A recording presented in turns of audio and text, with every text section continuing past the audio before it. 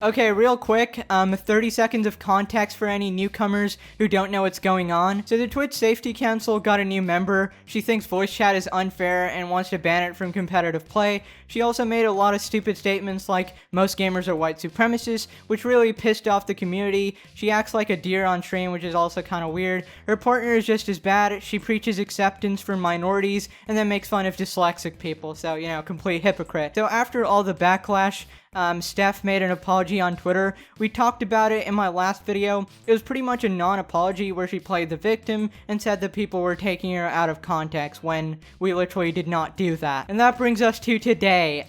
Many people wanted Steph to clarify why exactly she thinks voice chat is unfair and should be banned, so she made like a long Twitter response, and that's what we're gonna look at today, so get ready. Voice chat is unfair, and here's why. Logic, consequences, what to do, and FAQ. Logic. Voice chat is important. In team games, voice communication is often critical to competitive success. This is because it has the highest data density for exchanging tactical information. Using this communication band well can often mean the difference between winning or losing. Okay, right off the bat, you don't need to try to sound smart to get across your points. Using big words doesn't really mean anything at all if your central point is invalid, but at least she recognizes that voice chat is important in competitive play. So many people have voices that get made fun of or face harassment for.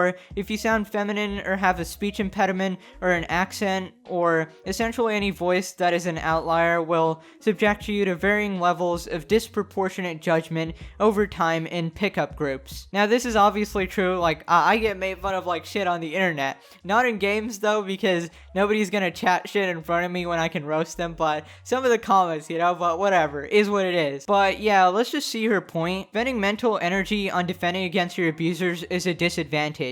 So is not talking, so is muting anyone. Now, in my opinion, this is very stupid because you say you're spending mental energy defending, but, you know, you can just mute them. And then you say muting is also a problem. Like, really? Come on. Like, the moment anybody says anything remotely bad towards you, just mute them. How much mental energy does that take? Like, this is one click. Come on. There's also unquantifiable disadvantages. Where there is harassment, there's also people who respect you on your calls less, but won't say so. Quiet bias. Now, I do recognize that there are people out there who will hear your voice, and if you sound weird, or if you sound like you're 3 years old, they won't take you seriously.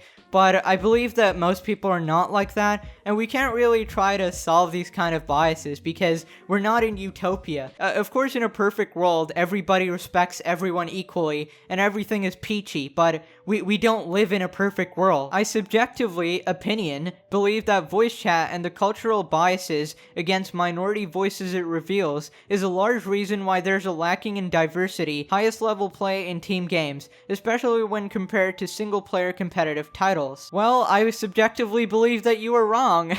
The best players make it to the top. Nobody gives a shit where you came from. If you're good at the game, and you're just a good and likable person in general, people will respect you as a pro gamer. Now, everybody agrees that there needs to be representation and all of that, like, but, you know, forcing it is not the way to do it. What to do? Raising awareness is helpful in itself. Call out harassment, don't let it slide. It may not feel like often to you, but each individual is in 100% of their games. Many minority voices can point to the experience that made them decide that playing wasn't worth it. Adding ping systems and voice lines are excellent ways to make these games more fair. The easier you can communicate, the better. Clarification, I think voice chat is unfair to the point that most games would be fair without it.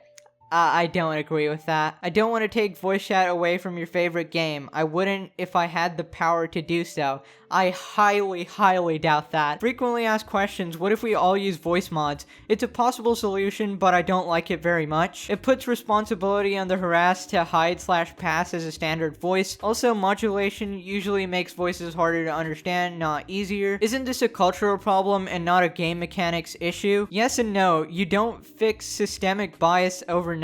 By better protecting minority gamers from this bias, I believe we'll see more diversity in the highest levels of play, which would help change minds. I feel like she thinks that if we just implement all of her rules, instantly, like, all the top gaming teams will have, like, people of every single race. Like, that's just not how it works, man. Sometimes Like, obviously we need more diversity, but come on, you can't just try to force it. Everyone faces harassment, get over it. You don't know the experience of other people is not equal for everybody. Just mute. Read the thread. I feel like she's trying to speak for a community that doesn't want her to. Like, most of the people in my comments were saying stuff like, she doesn't represent us, we don't want you commenting on these issues, we'd much rather have someone who knows our interests better. Stop acting like you know everything about being a minority gamer. Like, as you said, different people have different experiences. You may have had a terrible experience, and I'm not denying that, but some people have great experiences, and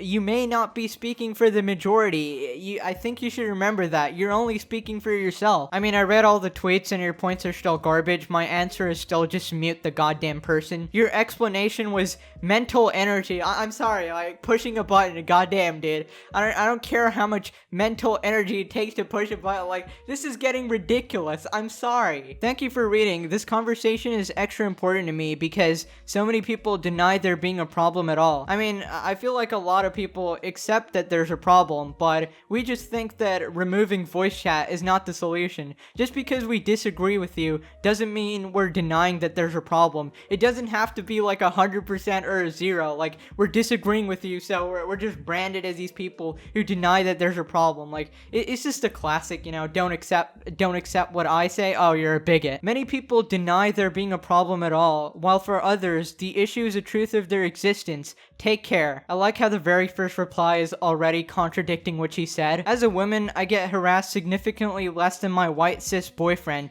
To be honest, I typically get good responses from men, aside from a few trolls. Steph, you told us to call out harassment. I'm calling you out. Oh, how the turntables, dude. You made incredibly rude statements towards gamers. Get called out, Steph. Then don't play the game, Lamau. I don't think muting everyone or deleting voice chat would be a good solution. If somebody is insecure like me about their voice, they shouldn't use voice chat, that's all. I don't want to get rid of voice chat. Oh my god, oh my god, oh my god. I'm legally deaf and mute and endorse this message, but I feel like it doesn't go far enough. Audio cues are completely useless to me, and this means that I'm at a disadvantage when playing competitively. All audio should be banned to even the playing field and make gaming more inclusive. I mean, wow. Wow. So this person says that, yeah, game developers understand the issue, unlike all the bigots who will reply under this. It's very easy to call someone a bigot. People just want to use voice chat, as it's the easiest form of communication for many of them. That doesn't make them bigots. Exactly. Preach. Come on. This sounds like a you problem. I love how people are just trying to piss her off. It's just funny as hell. I'm gay, multiracial, and I speak 5 languages. One of those minorities you say you're crusading for, and I've never had issues I couldn't handle on voice chat. Okay, that's about it. I hope you guys enjoyed. Smash like, subscribe, hit the bell. 85% of you are not subscribed, which sucks, so please do. It would mean the world to me. And yeah, shout out to my channel members. You guys rock as always. And yeah, see you tomorrow. Bye.